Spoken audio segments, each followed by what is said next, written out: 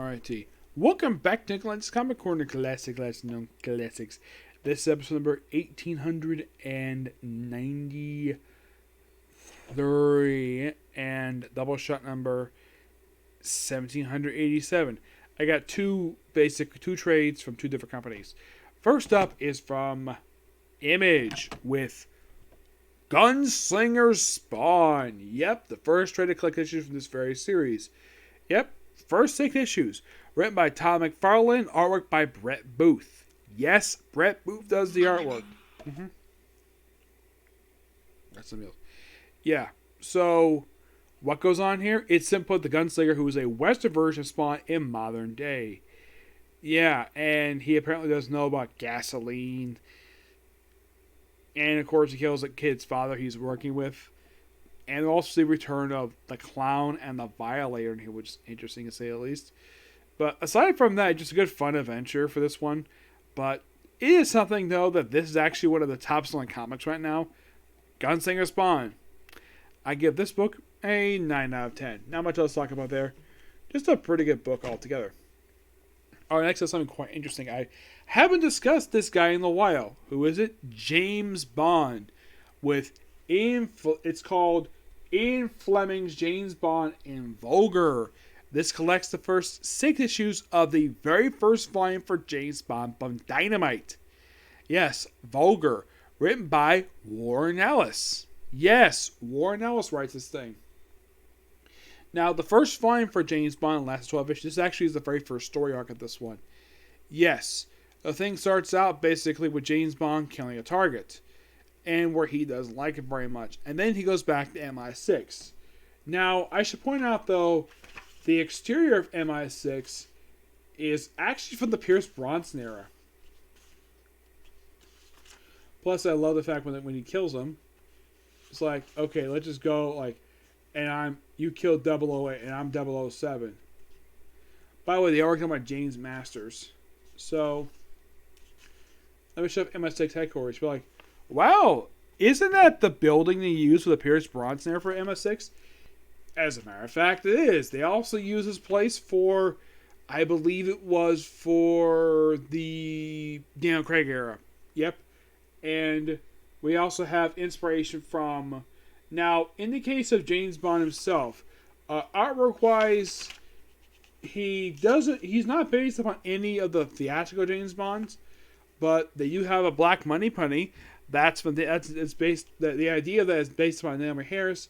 And then we have a Black M, which that's unusual. And they show up at M's office, and it's somewhat, well, I at least appreciate the fact it's loosely based upon the version you see from the movie, Daniel Craig era, but it seems kind of bland. Yes, doesn't it seem kind of bland for an office? I mean, I like the one that Bernard Lee had and Judi Dench. This seems kind of bland to say the least. So they're talking here about scrapping 00s, and of course James Bond had to take up 008's workload for a while until they find a replacement, and also taking his gun away.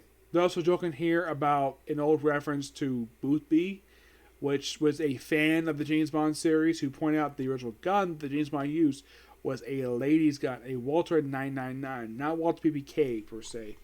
Yeah, and also a lot of the book, he's not using his gun. It was taken away from him, and it eventually does get back thanks to circumstances related to the book itself. And of course, see it with a babe, and of course he tries to kill him, obviously. It's almost like basically Warren Ellis has actually definitely seen the movies, and the way the plot of this thing goes, it definitely feels like a James Bond plot, but mostly you can kind of say this is mostly loosely inspired by the Daniel Craig style movies. Of course, there's lots of blood in here. And of course, James Bond gets wounded, but he does get back here. Now, in the case of the story itself, but the story he does survive the very end, and of course leads to the very next story arc, which, who knows if I'll get my hands on the thing. I gotta say, for the very first story arc of James Bond from Dynamite, it's actually pretty good. It's got good pacing. It definitely feels like a James Bond, this could have been it feels like this could have been a James Bond movie per se.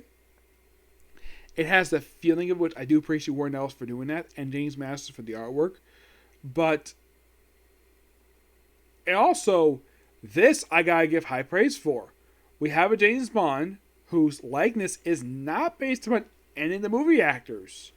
Nope. But yes, they take inspiration mostly from, I would definitely say it's a little bit of mixture of the Pierce Brosnan and Daniel Craig stuff. That's mostly what this is taking inspiration from. If you're curious, how long ago this came out? This came out about 4 or 5 years ago. It came out in 2016. Roughly a 6-year-old book. Yeah. Really good, interesting stuff here. Can't wait to review more stuff from James Bond. And in case you're curious, though, there is a brand new James Bond book published by Dynamite. I mean, there's this volume. There's like 3 stories for the main James Bond book. There's also James Bond Origin. There's James Bond Hammerhead, which is focused on, which is a mini series coming at the same time as this one. There's a mini series for Felix Leiter, which takes a lot of inspiration from the book version of Felix Leiter. One loses limbs, a couple of his limbs, thanks to a shark. And of course, also, there has been the 2 novel adaptations. There's 2 straight to comic adaptation of the first two novels. It is surprising, though, they haven't adapted any more than just Casino Royale and Live and Let Die. I do appreciate guys' hands on this book. I do have planned to read more of the James Bond from Dynamite. Yes, I do. Also, there's one really cool one here. There's one James book mini-series known as James Bond Agent of Spectre. Yes, Agent of Spectre, which I thought was a really interesting idea. And I love the whole origin thing with focus on Goldfinger. I'll eventually review more of this stuff soon, but there's a lot of really good James Bond stuff here. You don't talk about that much here, but the villain of this book feels a lot like one of the villains from the Pierce Brosnan movies. Yes, his henchwoman. Let's see. Does she remind me of any villain per se who tries to sleep Bond? The only one I could think of is Fiona from Thunderball. She's the only one I could think of who I would probably say this one reminds me of. Yeah. Aside from that, 2 really good books. Okay? So yeah, that's a particular review. Next up, more Super Sentai and the Overlord. Okay? Next video. Bye.